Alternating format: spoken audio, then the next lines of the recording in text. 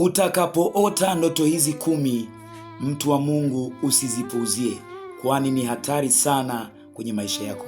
Ndoto ya kwanza, ukijiona katika ndoto zako upo uchi mbele ya mkadamnasi ama mbele ya watu wengi sana.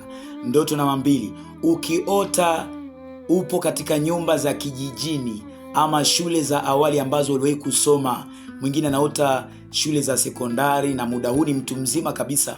Mwingine anaota yupo primary ama shule za chekechea za miaka ya nyuma sana iliyopita. Hiyo sio ndoto nzuri. Ndoto namba 3, kujiona umeolewa na mtu usiyemjua. Yaani katika ndoto zako unaota umeolewa na mtu ambaye haumfahamu kabisa. Ndoto namba 4, kujiona katika ndoto zako upo ndani ya jeneza, ama biashara yako ama kazi yako ama nguo ya mtoto wako unaiota imo ndani ya jeneza. Ndoto namba 5, kula chakula ndotoni. Watu wanalishwa manyama, watu wanalishwa machakula ya ajabu sana ndotoni. Ndoto namba 7, kujiona umevaa nguo zilizochanika chanika ama zilizochafuka chafuka, matambara ile machafu unajiona umeyavaa hayo.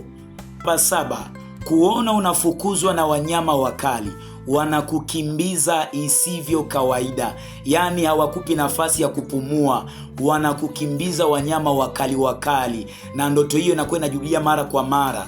Ndoto namba 8, unapoota mara kwa mara unaogelea kwenye maji machafu. Mwingine anaota anaogelea kwenye dimbwi lenye maji machafu sana. Na ndoto ya mwisho, ukiota umefunga ndoa kiroho. Ndoto hizi sio ndoto nzuri sana. Kwa hiyo kama umeziota ama zinakufuatilia, ya kupasa uingie katika maombi ya kufunga na kuomba, ama unitafute kwa namba za simu ambazo nimeweka